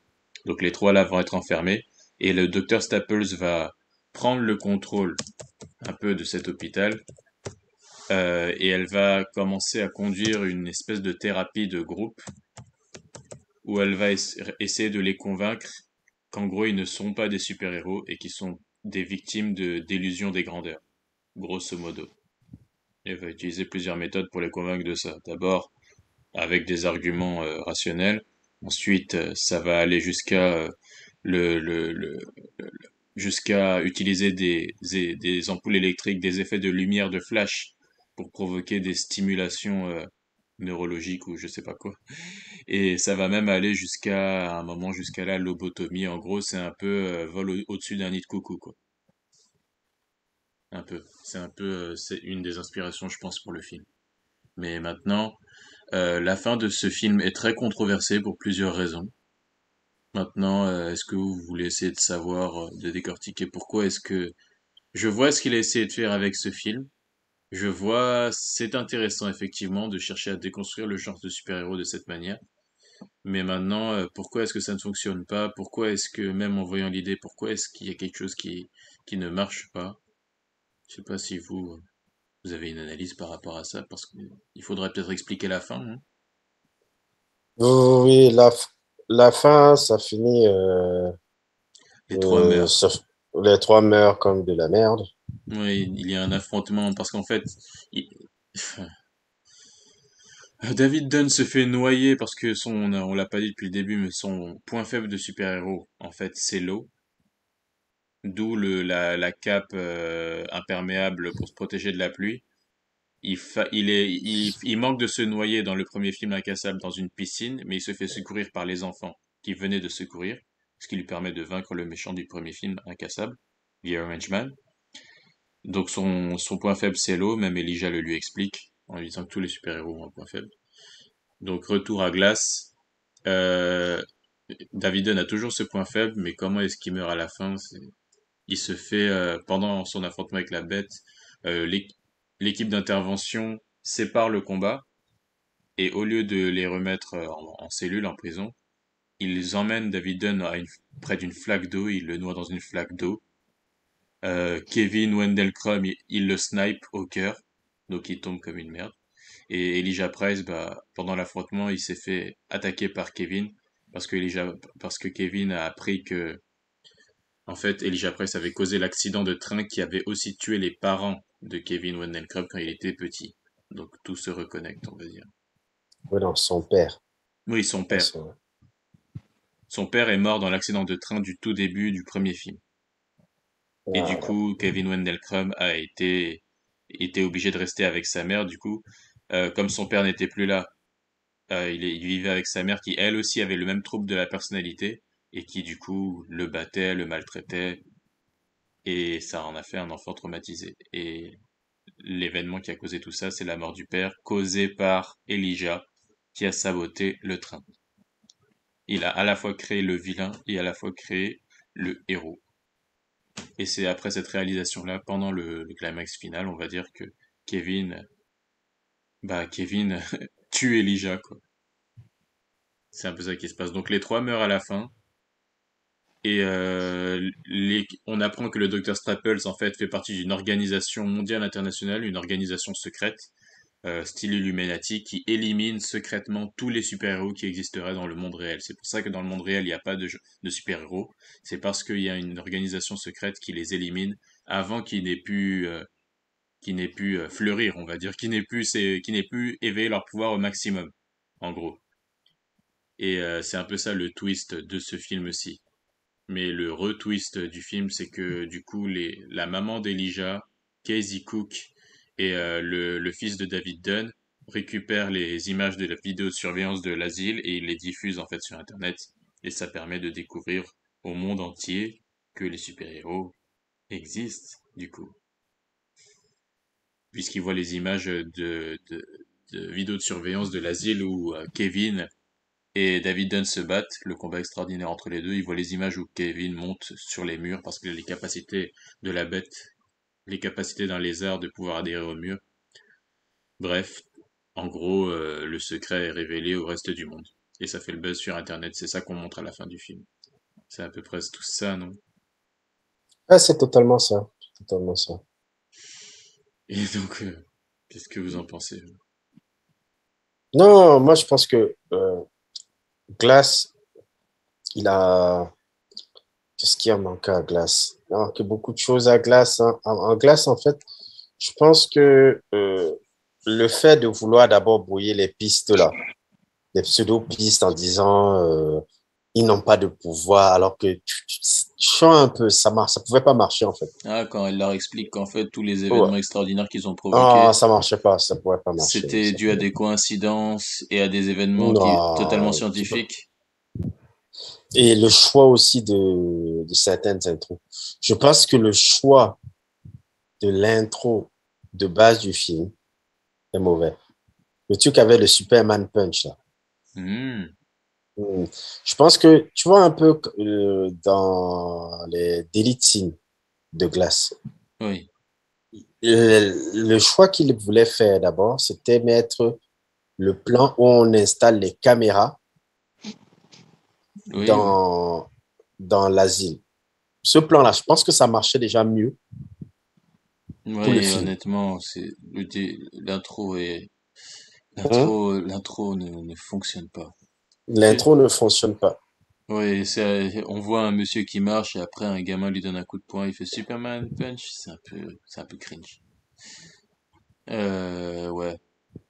Il y a plein de trucs, ouais, il y a plein de trucs qui fonctionnent pas. Mais pourquoi est-ce Personnage que, de David. ah, mais ça me dit Vas-y. que temps de réunion restant 9 minutes. Zoom aussi? Même, même Zoom aussi. Qu'est-ce qui se passe? Donc, on est devenu dans un truc payant comme ça maintenant. Bah, au pire, si c'est comme ça, bah, on la relancera en fait quand ça va se finir. Mhm. Je, je crois que ce serait trop facile. Non, mais si, wesh. On est Mais oui, au, il veut, on est dans on est où? 1984 ou quoi? Ouais, c'est quoi maintenant? On doit tout payer maintenant. Foutez-nous la paix. Attends, est-ce que c'est que moi ou... Non, même moi, je vois ça. Temps restant 8 minutes 19. Vous êtes qui là? Foutez-nous la paix. On va recommencer ça. Mais qu'est-ce qui Comment est se ce passe? salopard là? Ok. Du coup, mais attends, mais qu'est-ce qui se passe avec le monde? Bref. Ouais, non, il y a plein de trucs qui marchent pas. C'est vrai qu'en fait, il y a un gros sentiment. Est-ce que vous pensez que le moment où Elijah, parce qu'en fait, il y a un moment où on t'expose un peu, au milieu du film, on t'expose que le climax de fin va se dérouler dans un gratte-ciel qui doit être innové au centre de la ville et dont le dernier étage contient des produits chimiques. Et en fait, Elijah il révèle à qui déjà son plan? Ce plan de vouloir attaquer le gratte-ciel? Il révèle ça à David. Vous vous rappelez, vous, du film? Vite fait, moi, ça fait longtemps que je l'ai pas vu. Ah, Non, je crois qu'ils avaient ça la meuf là, la psychiatre. ah,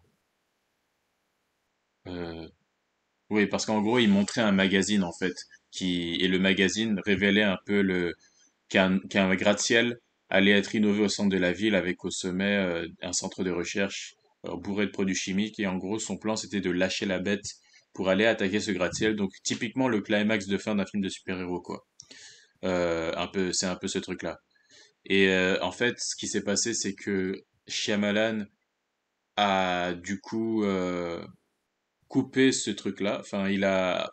Finalement, le climax ne s'est pas déroulé là où le spectateur s'y attendait. Ça s'est déroulé dans la cour de l'asile psychiatrique, en fait. Est-ce que vous pensez que ça aurait été tout aussi anticlimatique s'il n'avait pas fait cette fin de promettre quelque chose qu'il n'allait pas donner à la fin? S'il n'avait jamais évoqué cette histoire de gratte-ciel? Je pense que ça apporte autre chose dans le film s'il ne l'avait pas fait. S'il ne l'avait pas fait, parce que le fait de truc, justement, il y a cette attente-là qui a déçu beaucoup de gens, tu vois. Oui, Parce que, et c'était fait exprès parce que le mec, il voulait, c'est Shyamalan est dans la déconstruction. Et lui, il voulait faire que bon, je sais que vous voulez votre délai à la Avenger, moi, je vais vous décevoir. C'était fait exprès, en fait. Mais son exprès, là, n'a pas marché. Pour moi. décevoir, oui, mais moi, ce que je me dis, c'est que en fait, il voulait que ce sentiment de frustration soit redirigé du coup sur les vrais ennemis qui sont l'organisation qui élimine les super-héros. Il voulait en fait que cette déception soit, en fait, nous fasse ressentir à quel point cette organisation sont les vrais vilains de l'histoire et à quel point, quelque part, le gouvernement, enfin, les gens qui nous contrôlent, ne veulent pas de gens extraordinaires parce qu'ils veulent rester en contrôle, de la société. Enfin, c'est comme ça que je l'ai vu. C'est-à-dire que ils ne laissent pas, en gros, ils ne laissent pas les enfants rêver en tuant les super-héros avant que les super-héros puissent exister. Enfin, c'est comme ça que je l'ai vu, hein. C'est- Et le problème, c'est que cette déception-là ne se dirige pas seulement sur les vilains, elle se dirige sur tout le film, en fait.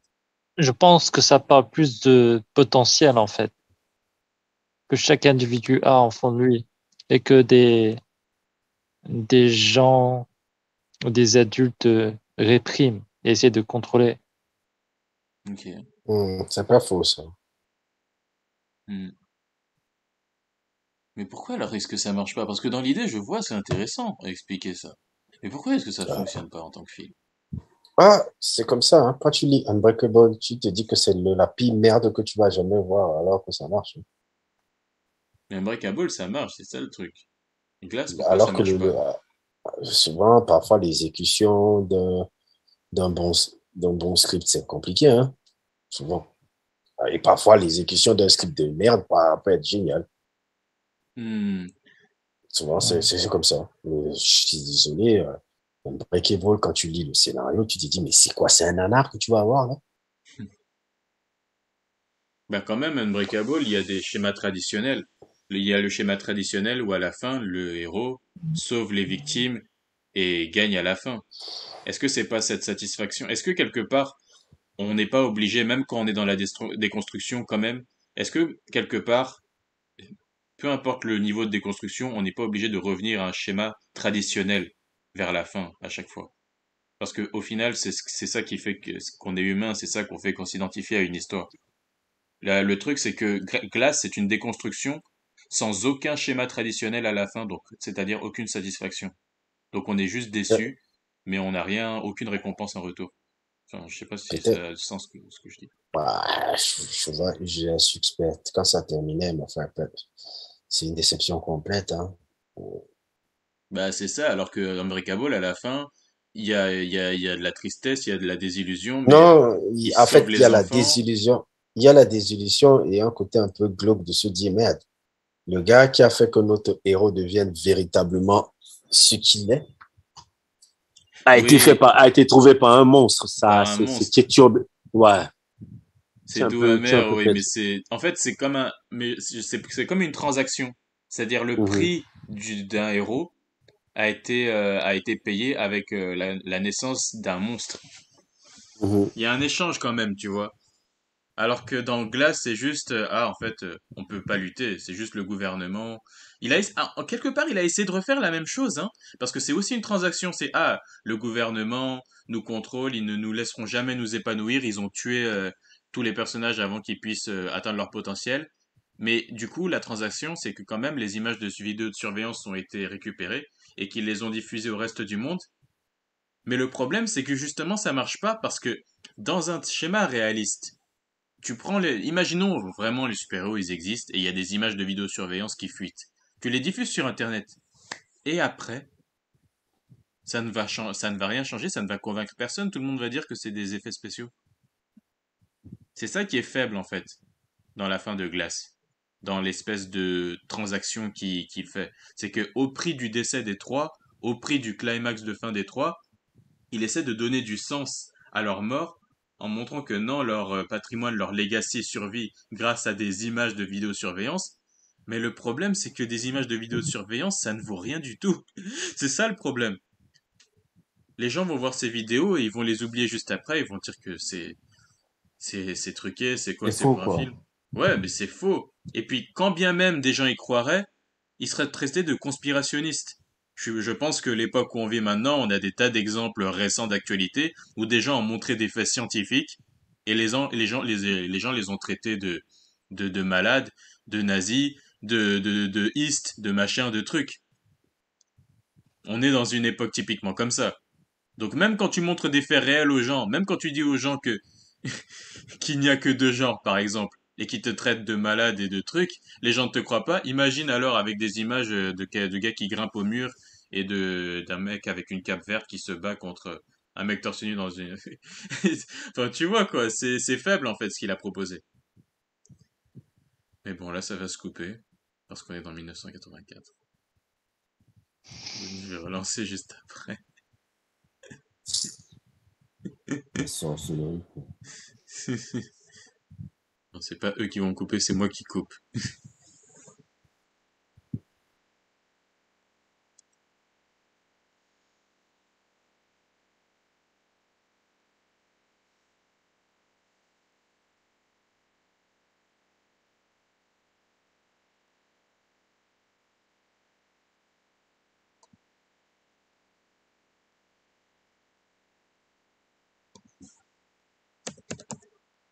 Tu, tu, tu, tu, tu, tu, tu, tu.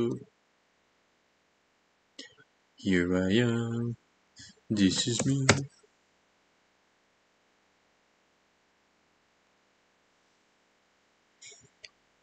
Mais c'est ça, quoi. C'est un peu ça, quoi, qui se passe, quoi.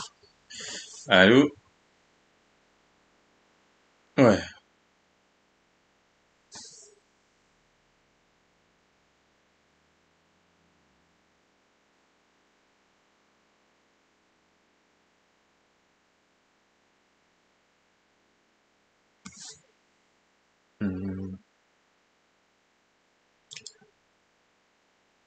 Et donc, c'est un peu ça. Donc, glace.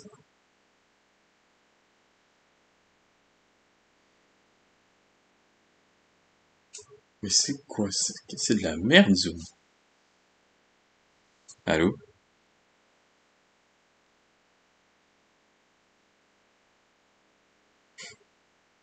Es la mierda. La mierda.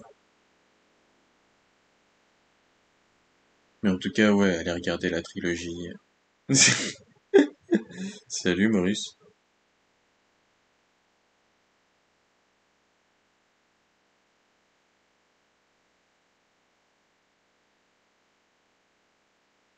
Allez regarder Unbreakable.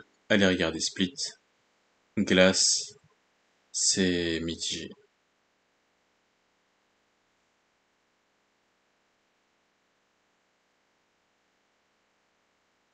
Alors, pourquoi ça rejoint pas?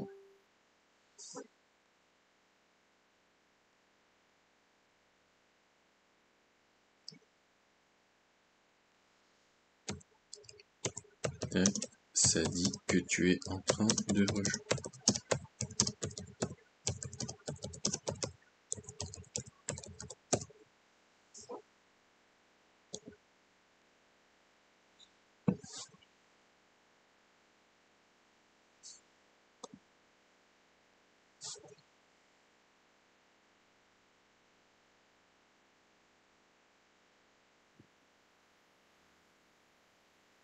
Allô? Ouais, Ah ouais. yes. Et donc voilà, c'est ça quoi. Et toi, On est toujours en live? ouais. Toi, tu penses que pourquoi est-ce que Glace ça avait raté?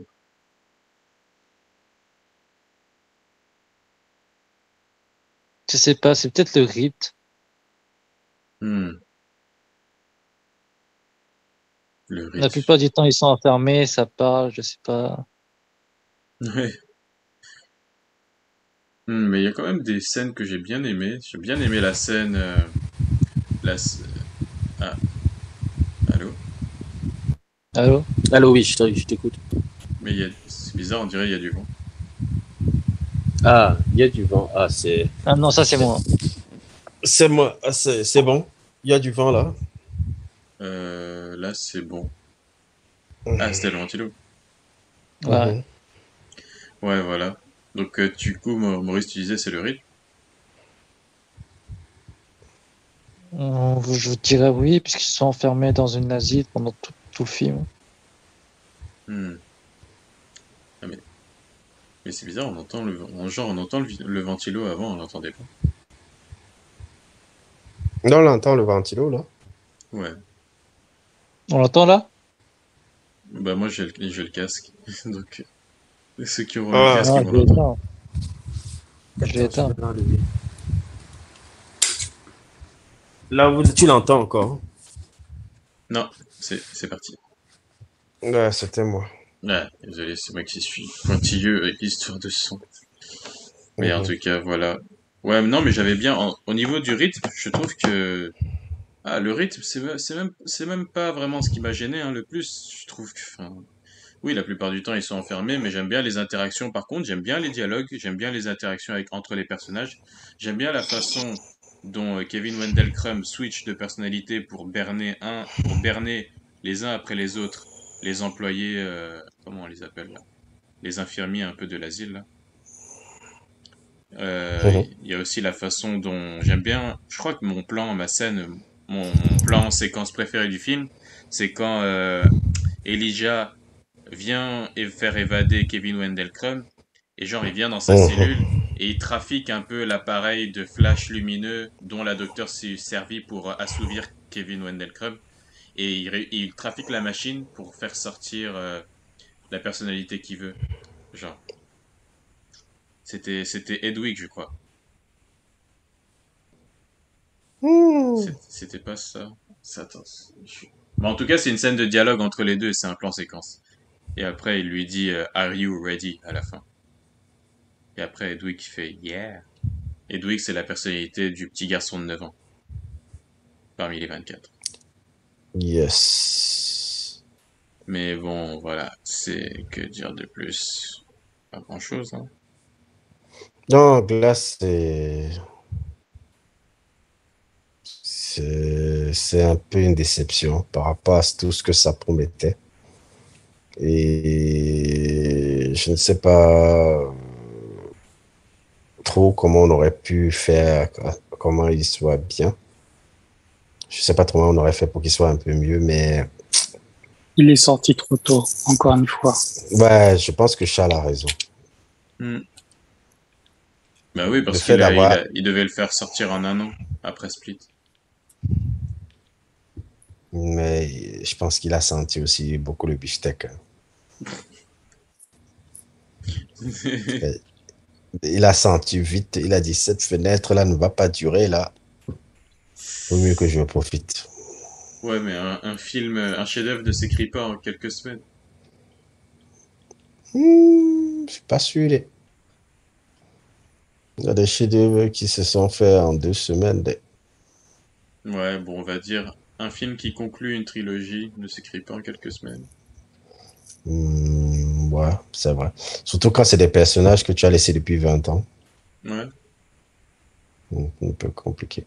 Non, la trilogie Estrella 127, c'est une trilogie excessivement,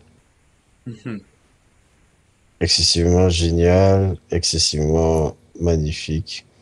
Et c'est un peu l'antithèse de tous les films de super-héros débiles qu'on nous vend depuis trucs. Et c'est un peu aussi ça montre aussi à quel point Shyamalan est pour moi, tu sais, les réalisateurs, je ne dis jamais le mot artiste,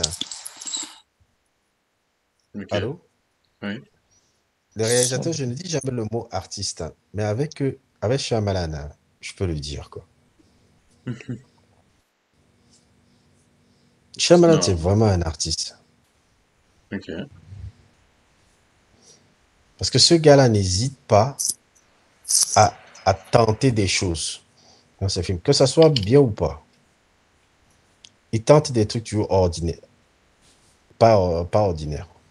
Oui. Ouais. Il fait le petit chimiste, quoi. Avec les Mhm. scénarios, avec les codes de scénario. Des fois ça marche, des fois ça explose. Et pas dans le bon sens. Enfin, c'est l'analogie que j'avais dans ma tête. Mais des fois, t'as un peu Mhm. l'impression qu'il fait un peu au hasard. Enfin, bref. Parce que bon, des histoires des messages dans les céréales, ou le vent qui tue des gens. Mais ça, c'était dans Ah, quoi? La jeune fille de c'est... l'eau? La ouais, jeune quelque fille chose de comme l'eau. ça. Ou bien la façon d'avoir, la manière dont il a mis, comment c'est, Paul Diamanti là, dans La jeune fille de l'eau. Oh mon Dieu, le truc là, il est Mais en train de boire. Le moi, truc là, il est en train de boire le lait là. Oh, j'ai bien aimé le film en vrai, hein. non. Il y a quand même Bon, des choses. dans la résidence, tu vois que chacun a des capacités uniques. C'était dans un immeuble, non? C'était ça, non? Ouais, c'est ça, dans un immeuble Mon avec Dieu. une piscine.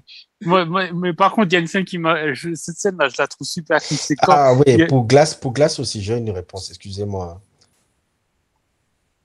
Vas-y. Le truc avec glace, c'est que c'est la première fois que Shyamalan faisait une suite. Il ne fait jamais de suite. Ok. Allô? Donc, souvent, c'est problématique avec lui. Et tu disais quoi, Charles? Ouais, c'était dans le film La jeune fille de l'eau, là. Oh Parce mon que, Dieu. genre, il y avait une scène, là, avec Paul Biagamati, là. Il était en train de chialer. J'ai dit, mais putain, mais quelle merde, Oui. quoi. Non, le Il était truc en train avec de le faire lait, quoi? là. C'était le Je truc sais avec plus, le là. lait, là. Il était en train de chialer, mais comment il chialait? C'était too much, quoi.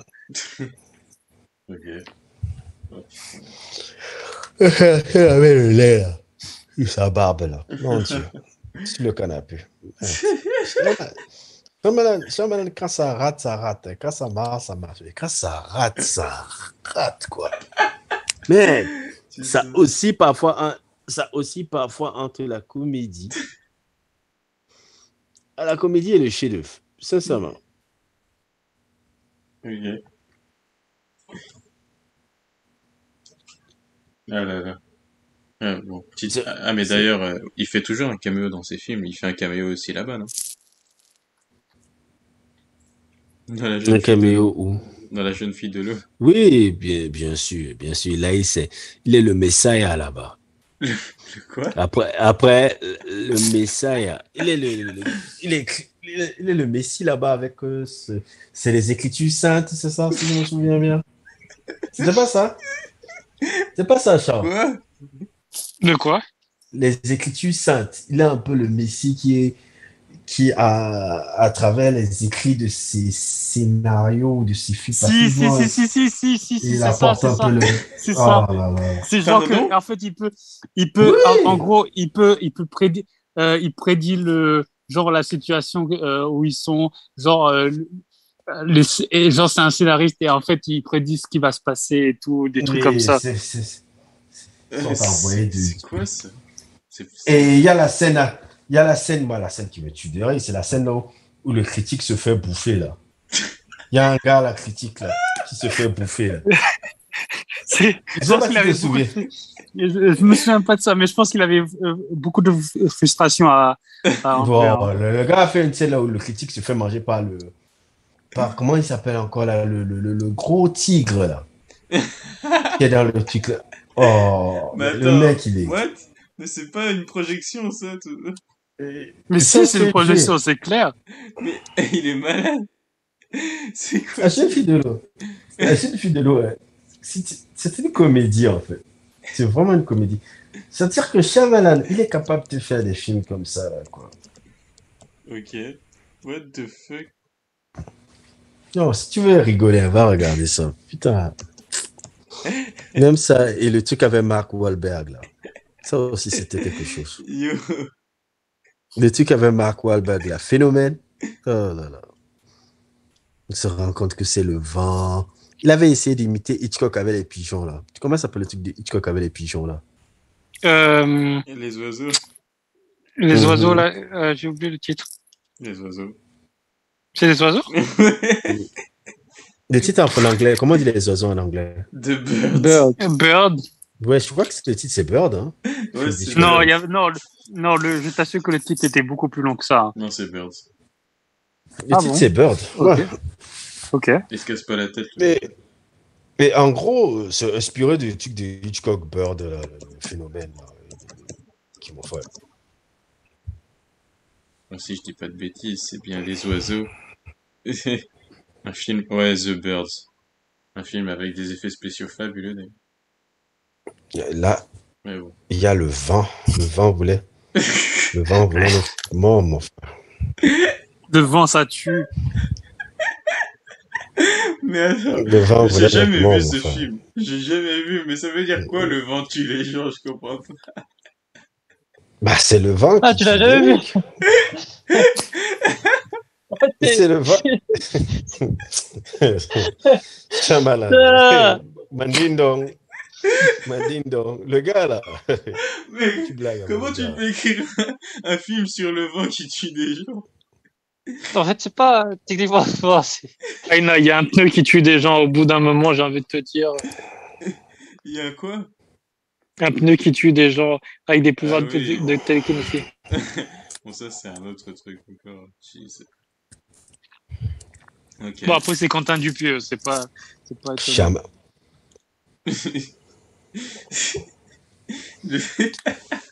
Mark Wahlberg en prof de Ouais, science. comment s'appelle le titre? Bah, voilà, c'est ça. The Happening, c'est ça le titre. Ouais, en c'est anglais. The Happening. The Happening. En fait, l'histoire, c'est. Il y a un truc inexplicable qui provoque du suicide. En fait, on ne sait pas d'où le suicide vient. En fait, c'est vers la fin du film que tu comprends que c'est le vent causé par les fleurs, je pense. C'est pas ça? Si je me Oui, trompe en fait, pas. genre, il y a une plante qui fait véhicule à cause du vent des phéromones et ça pousse les gens à se suicider. Je te dis, depuis là, c'est entré dans le panthéon de Happening. Je pense que, d'après ce que je me souviens, c'était ça, non? Oui, c'est ça. The happening is unique until it's rarely boy has aged well in terms of buying bunker original premise delivery with a relatively straight face. It's got de Mark Wahlberg, Zoé Deschanel, sci-fi thriller. What if one of our most genuinely talented director made a big budget? Comment un directeur talentueux peut te faire un film à la Ed Wood? Oh god, wow. Ouais, voilà quoi. Hein. Non, le film C'est- c'est- On c'est- appelle ça survival B-movie. Hein. Survival Regarde, les gens te B-movie. disent même de Happening. On a fêté les 10 ans de ça. En fait, The Happening, ça mérite de passer dans Sci-Fi, la chaîne télé. La chaîne télé te dit que, gars, c'est un Je crois que c'est B-movie déjà de passé dans Sci-Fi. Hein. C'est passé dans Sci-Fi, oui, parce Je que crois que je l'ai vu. le directeur de Sci-Fi, il a dit ça. Le directeur de Sci-Fi dit que, mais vous vous rendez pas compte à quel point c'est... C'est ça que j'expliquais dans le cinéma du boy, là. Le cinéma du boy, là, dans 30 ans, certains de ces films-là, nous, on rigole, là, ça va y regarder. Non, mais il disait quoi, le directeur de Sci-Fi? Il dit, bon, je lis en anglais. The happening contains some genuinely movie sequence, gruesome slaughter, a few intimate moments that truly resonate, and some laugh out loud scene that defy explanation. See, a confused man is eaten by hungry lions. While it's overreacted in many spots and completely bonkers in others, is a fascinating mix of eco-dictates, post-9/11 trauma, space out Zoe Deschanel, Cabbage Patch, Dull Joke, Mood Rings, Matt Readers, Hot Dog Love, and silly, unsophisticated screenwriting basé on a shaky pseudo-science. C'est ça qu'il pas dit de Jeff Sprite dit de M. Night Shyamalan, le film de Happening. En gros, c'est un B-movie de génie, mon frère. Tellement c'est... Non, mais ça place est à côté de Sharknado. Mais... Complètement. Non, la jeune fille de l'eau et ça, bon, Sharknado, à côté. Putain, what the Sharknado. Sharknado. Jack Lady in the Water, man. Hey. Mais ça a gagné Worst Screenplay, Worst Picture, Worst Director. Il a gagné deux, il a gagné Deb tout. Il a gagné dans les gars Raspberry Award. Il a gagné. Il a fait un coup double. Worst Director et Worst Supporting Actor. For Shyamalan. Deb, au moins il aura marqué son temps. Jesus. Mais j'arrive pas à croire que les films sont si mauvais que ça. Tu vois le style de Shyamalan, moi En fait, c'est pas que c'est. Moi, je dis pas que c'est mauvais. Je dis que, mais quand il tente les choses, il n'a pas peur, quoi. Le gars n'a pas peur.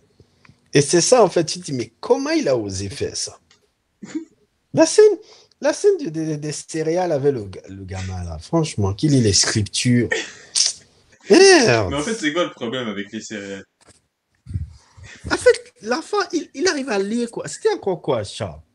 C'est quoi? Maurice, c'était quoi encore? Il lisait quoi, là, avec... Il lisait l'avenir dans les boîtes de céréales, quoi. Non, mais c'est terrible. Attends, c'était pas le scénariste, ça? Non, c'est l'enfant, là. Et en plus, c'est la musique de James, tu vois la musique de James Newton Howard, elle est dramatique, quoi. Elle a Unbreakable, tu te dis que mais l'enfant là a une révélation. Mais je me souviens aussi que genre il y avait le héros qui est joué par Paul Giamatti, c'est genre il pouvait soigner des gens, il avait le pouvoir de soigner parce qu'il y avait des papillons qui étaient sur lui, ce genre de conneries. Je me souviens d'une scène comme ça. Ouais. Mais si tu veux éclater de rire, ne va même pas regarder le film, va regarder la critique du film chez Nostalgia Critique. Parce que les meilleures critiques de Nostalgia Critique qu'il a faites, c'est sur Shyamalan. C'est littéralement drôle, quoi. Tu vas péter de rire. C'était les critiques de Nostalgia. Ok. Sur Shyamalan. Sur les films de Shyamalan, la plupart qu'il en a fait. Shyamalan Ding Dong, je crois que ça vient même de lui, hein, ou bien ça vient de plus loin. Nostalgie critique. Mhm. L'ancêtre des Durandal et toute la clique, je dirais même le premier critique de cinéma sur Internet aux États-Unis. Ok. Est-ce que c'est le premier? Aux États-Unis sur YouTube, je pense que c'est le premier. Il a Ok. fait une critique sur Spider-Man No Way Home. Et il a aimé. Mm. Prenez-en de la graine. Vous voyez. C'est un peu ça. Voilà quoi. Né. Ok. Ton film, c'est de la merde. Non, vous êtes tous des boomers et des haineux et des rageux. Enfin bon, voilà, c'est tout ce qu'on avait à dire sur le Estrel 177. Et même si Glass a laissé un sentiment amer dans la bouche de tout le monde, ce serait dommage de passer à côté de ces deux chefs-d'œuvre que sont Unbreakable et Split. Voilà.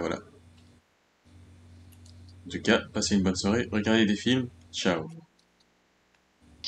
Et n'oubliez pas de lâcher un commentaire, de vous abonner à la chaîne. Bisous.